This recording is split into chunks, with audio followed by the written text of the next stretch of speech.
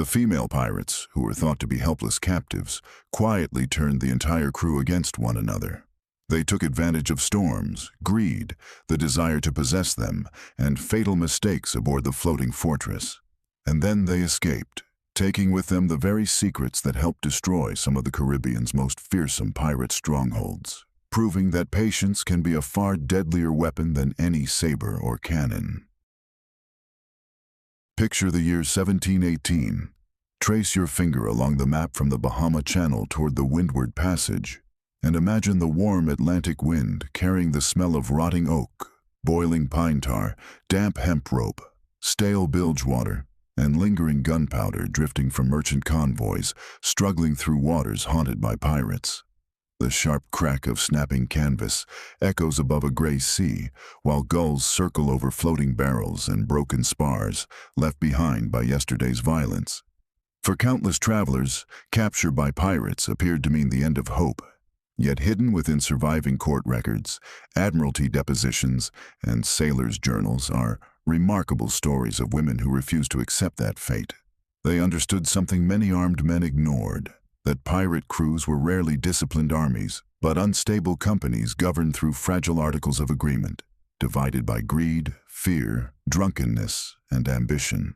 A typical pirate sloop displaced between 80 and 120 tons, its tumble home narrowing the upper hull to reduce boarding angles, while curved oak futtocks, fastened with hand-forged iron spikes, absorbed tremendous stress as Atlantic swells twisted the vessel hour after hour. During long voyages, the crew constantly pumped foul water from the bilge, repaired leaking seams packed with twisted oakum, and spread heated pine tar across weathered planking to delay decay after repeated careening on sheltered beaches. Every practical task consumed precious labor, creating moments when vigilance weakened, and it was during those unnoticed intervals that several determined women began observing everything around them, silently measuring habits, routines, weaknesses, and rivalries with extraordinary patience. Days of captivity became lessons in survival rather than surrender. Women carefully memorized the changing watches, counted every sailor assigned to the helm, noticed which men guarded the powder room, and recognized who secretly violated the captain's authority after dark.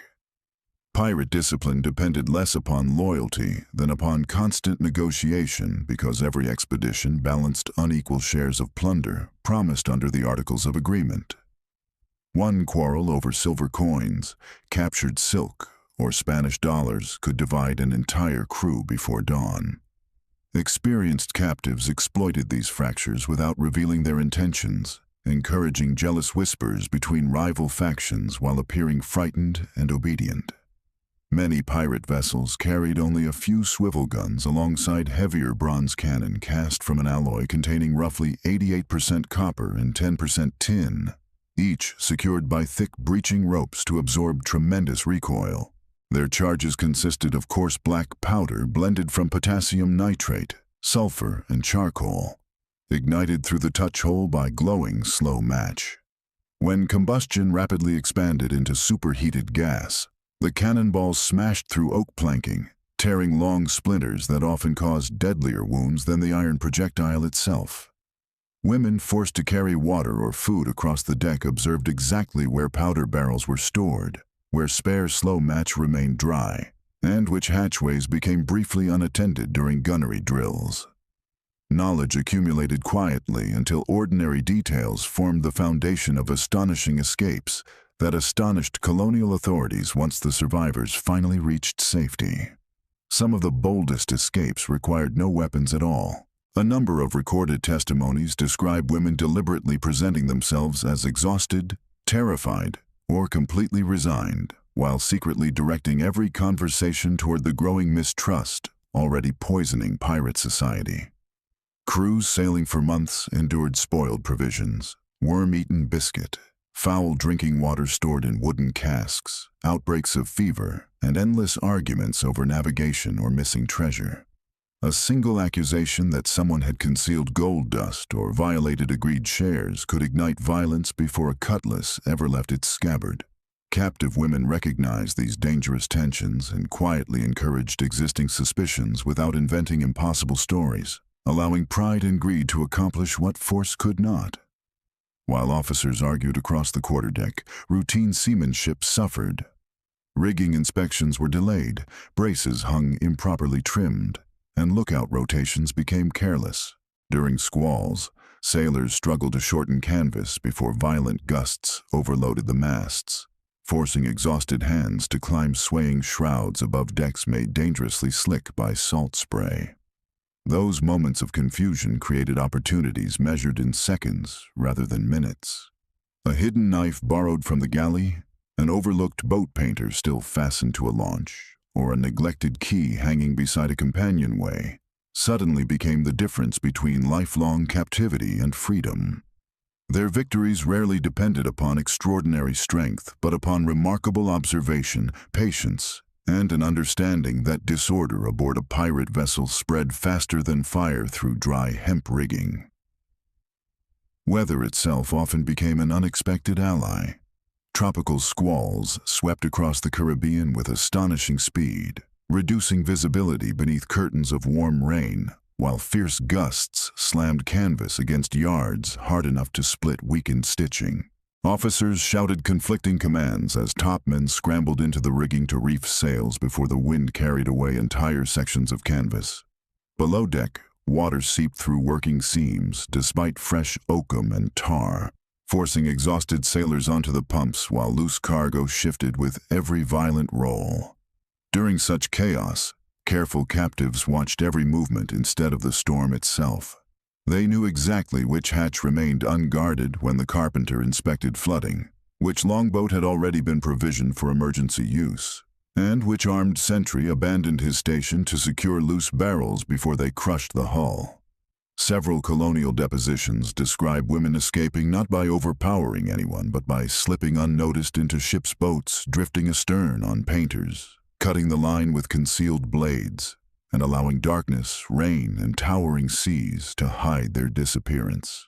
Navigation without charts or instruments remained perilous, yet even that desperate gamble offered greater hope than remaining aboard a vessel where every sunrise depended upon the changing tempers of desperate men, whose alliances shifted as unpredictably as the wind filling the weathered black sails above them.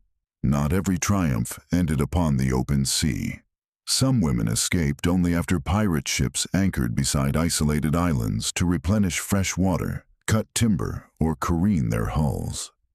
Careening demanded enormous effort because the vessel had to be hauled over until one side of the keel emerged above the tide, exposing weed, barnacles, and marine borers that slowed sailing performance. Crews scraped away hardened growth with iron tools, replaced damaged planking, inspected curved futtocks for hidden rot, recaulked seams with oakum, and sealed everything beneath steaming layers of pine tar before repeating the process on the opposite side. Nearly every available sailor became occupied by this exhausting labor, leaving only minimal guards around temporary camps ashore. Captive women carefully studied the surrounding landscape, identifying freshwater streams, rocky ridges that concealed movement, and narrow paths leading into dense tropical forests where mangroves, palms, and tangled vines quickly swallowed human tracks. Some waited until sunset, when smoke from cooking fires drifted across the shoreline and the fading light blended every shadow together. Others quietly reached nearby fishing settlements or passing merchant vessels, carrying vital intelligence about pirate anchorages, hidden supply caches, and escape routes through reefs that later enabled colonial patrols to launch devastating surprise attacks against crews that believed their remote havens remained undiscovered. Their survival did more than preserve individual lives. It reshaped the historical record itself. Admiralty courts across the Atlantic relied heavily upon sworn testimony from rescued captives, and the detailed observations provided by these women revealed the internal mechanics of pirate society with extraordinary precision. They described how watches rotated, how articles of agreement distributed shares, how disputes over captured cargo weakened discipline, and how captains who inspired fear could still lose authority when provisions diminished or promised treasure failed to appear. Investigators compared independent accounts and found remarkable consistency regarding ship construction, armament, navigation, and daily routines, transforming personal survival into valuable intelligence for governments determined to suppress piracy. These accounts remind us that the Golden Age of Piracy was never sustained solely by cannon fire, cutlasses, or terrifying reputations. It also depended upon fragile cooperation among desperate individuals confined within wooden hulls, scarcely 100 feet long, surrounded by an ocean that punished every mistake. The women who escaped understood that truth before anyone else. Rather than confronting overwhelming force with greater violence, they exploited fatigue, pride, routine, weather, engineering, and human weakness, until the balance quietly shifted in their favor. Their greatest weapon was not steel, but patience sharpened into strategy, proving that even aboard the most feared pirate ships, careful observation could become stronger than fear itself.